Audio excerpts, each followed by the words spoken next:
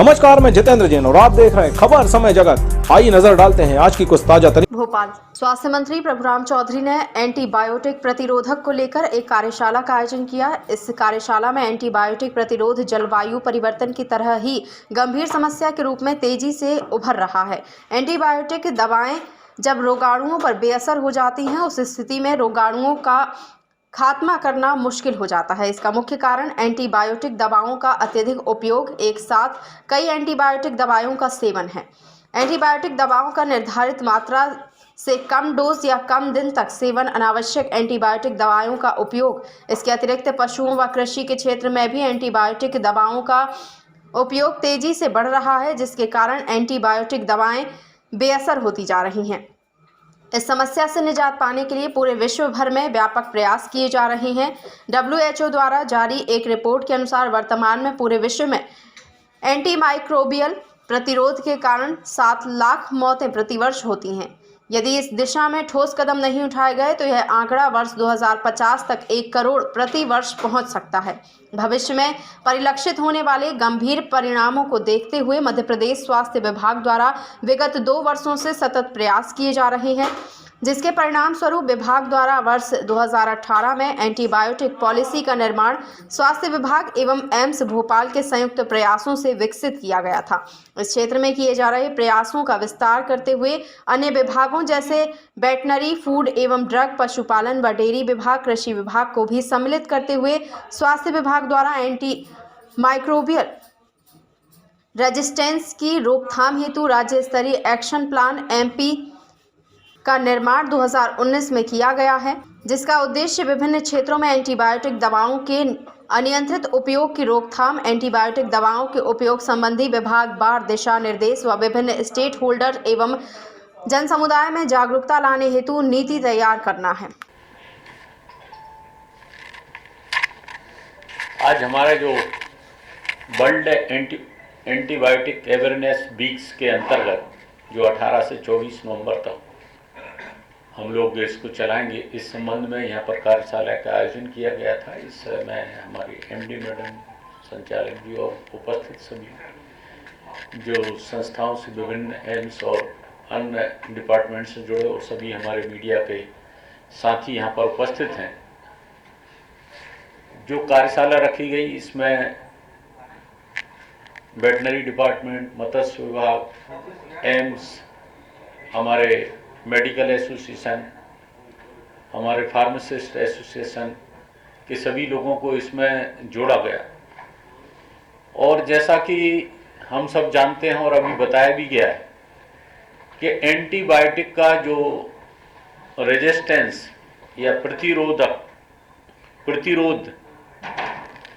बढ़ जाता है, क्योंकि जो एंटीबायोटिक है उसका उपयोग किसी भी एंटीबायोटिक के लिए एक उसका डोज फिक्स होता है कि ये एंटीबायोटिक को 5 दिन तक देना है, या इस एंटीबायोटिक को 3 दिन तक देना है, या इसको 7 दिन तक देना है। तो उस प्रोटोकॉल के हिसाब से एंटीबायोटिक को यूज होना चाहिए। लेकिन कभी कभी ये होता है कि डॉक्टर प्रिस्क्राइब कर देता है कि इसको 5 दिन तक लेना है। अगर पेशेंट को अगर 1 दिन में ही फायदा लग जाता है तो वो उसको छोड़ देता है। तो जो भी हमारा रोग है, वहां पर जो भी हमारे कीटाणु हैं वो उसको रजिस्ट हो जाते हैं।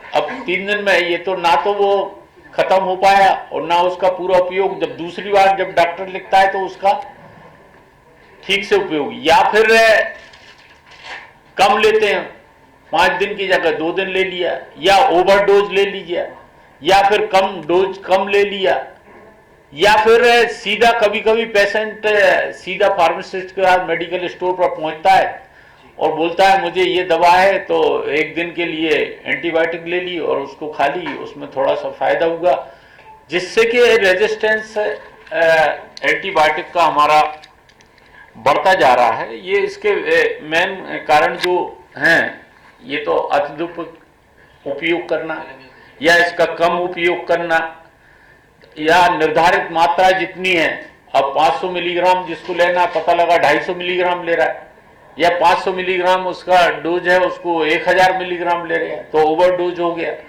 इस कारण ये जो प्रतिरोध है एंटीबायोटिक का, ये बढ़ता जा रहा है। और आजकल जो क्या है, पशुओं में और कृषि में भी एंटीबायोटिक का उपयोग होने लगा है। उसके वजह से भी हमारी जो एंटीबायोटिक जो दवाएं हैं उसका प्रतिरोध बढ़ रहा है। इस समस्या का निजात के लिए पूरे विश्व में वर्ल्ड एंटीबायोटिक अवेयरनेस ये 1 वीक तक मनाया जाता है। मध्य प्रदेश के अंदर भी हम लोगों ने इसको स्वास्थ्य विभाग ने और एम्स ने दोनों ने मिलकर इसका जो प्लान तैयार किया गया था, पॉलिसी जो बनाई गई थी, उसके अंतर्गत पिछले 2 साल से इसमें काम किया जा रहा है। जैसा कि बताया गया है, WHO द्वारा बताया गया है कि अभी एंटी माइक्रोबाइयल प्रतिशोध के कारण पूरे विश्व के अंदर लगभग 7 लाख डेथ हो जाती है। और अगर इस पर कंट्रोल नहीं किया गया और अगर इसी तरीके से अगर बढ़ता गया, तो WHO ने जिस तरीके से बताया कि 2050 तक यहाँ पर हम 1 करोड़ तक भी पहुंच सकते हैं डेथ की।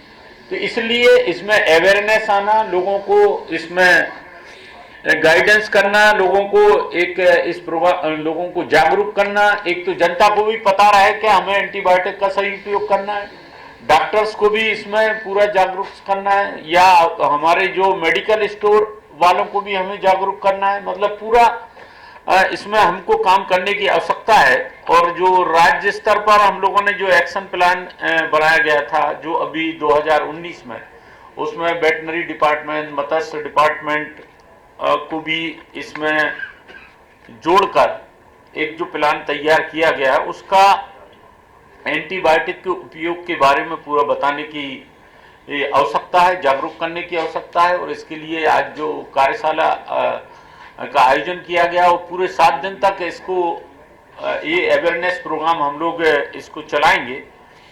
वर्तमान में स्वास्थ्य विभाग के विभिन्न संभागों में इसका प्रशिक्षण आयोजित करके लगभग 1000 शासकीय चिकित्सालयों में और 500 प्राइवेट चिकित्सालयों में एंटीबायोटिक का समुचित उपयोग किस तरीके से करना चाहिए, इसके लिए प्रशिक्षण भी दिया गया है, जिससे शासकीय अस्पताल हो या प्राइवेट अस्पताल हो, उनमें एंटीबायोटिक का जो उपयोग होता है उसका सही तरीके से उपयोग। और वेटनरी डिपार्टमेंट के माध्यम से भी जो हमारे वेटनरी के डॉक्टर हैं, उनको भी प्रशिक्षण दिया जा रहा है कि जो हमारे एनिमल्स के लिए जो एंटीबायोटिक उपयोग किया जा रहा है, उसका किस तरीके से उपयोग हो, कितनी मात्रा में हमें उपयोग करना है, कौन सी एंटीबायोटिक हमें देना है, कौन सी इसके लिए नहीं देना है। तो वेटनरी डिपार्टमेंट ने भी काफ़ी कार्यक्रम इसके लिए हमारे चला रखे हैं। और जो जैसे जेंटामाइसिन है, या कोमेट्रिमॉक्सिजोल है, या टेट्रासाइक्लिन है, या सेफोटेक्सम है, क्लोरफेनिकोल है, इसके भी जो रेजिस्टेंस जो होता है, इसकी भी पूरी जानकारी रहे, किस तरीके से हमें उपयोग करना है, जो डॉक्टर प्रिस्क्राइब करते हैं उनको पूरा पता रहे, और पेशेंट को हमें पूरा गाइड करना है, लोगों में इसका अवेयरनेस आए। अदरवाइज जैसा कि अभी डॉक्टर साहब बता रहे थे कि जो भी एंटीबायोटिक बनाने वाली कंपनियां एंटीबायोटिक बनाती हैं और 1 साल के अंदर वो रेजिस्टेंस हो जाती हैं, तो उनको एक लॉस होता है, तो उसने बनाना ही बंद कर दिया। और जो दवाइयाँ एंटीबायोटिक बनी है किसी भी रोग के लिए, डिसीज के लिए, और उसका असर कम हो जाएगा, तो फिर रोग के ऊपर, डिसीज के ऊपर उसका प्रभाव नहीं पड़ पाएगा। इसलिए जो चीज है, जो हमारी जो एंटीबायोटिक है, उसका सही तरीके से उपयोग हो, सही मात्रा में उपयोग हो, समय पर उपयोग हो, और जब जरूरत पड़े तभी। अगर एंटीबायोटिक की आवश्यकता नहीं है और एंटीबायोटिक हमने दे दी, जैसा कि और भी जैसा हम देखते हैं कि जब ग्रामीण अंचल में बहुत सारे लोग क्या करते हैं कि सीधा जल्दी से इमरजेंसी, या हमारी जो कुछ ऐसी दवाएं जिनकी आवश्यकता नहीं थी, वो दवाएं तब दे देते हैं जब उनको आवश्यकता नहीं है। तो जब आवश्यकता पड़ती है तब उसका रेजिस्टेंस हो जाता है, उसका फिर उस तरीके से उपयोग नहीं होता है। स्टेरॉइड जैसे कुछ लोग दे देते हैं, अब शुरू में ही स्टेरॉइड की जरूरत नहीं है, दे दिया, तो बाद में जब उसको आवश्यकता पड़ती है तो फिर उसका असर नहीं होता है। तो इस तरीके से एंटीबायोटिक के लिए ये कार्यशाला का आयोजन किया गया है और सभी डिपार्टमेंट को इसमें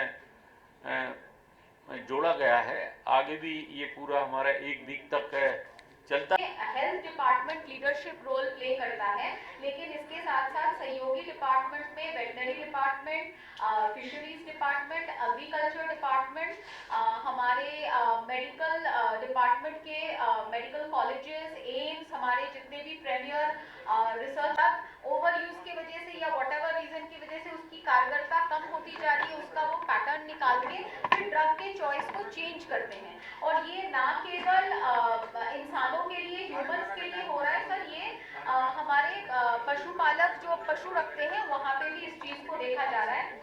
तो सर मैं आज की कार्यशाला में आपका बहुत बहुत स्वागत करती हूँ सर। और ये वीक लॉन्ग अवेयरनेस है, हम लोगों ने सारे वीक की प्लान्स तैयार किए हैं। और सर अगले साल हम लोग क्या क्या करेंगे, किस हिसाब से फंडिंग रखेंगे, कैसे हमारे लैब्स को और स्ट्रेंथन करेंगे सर, इसके बारे में भी हम लोगों ने चर्चा की। धन्यवाद।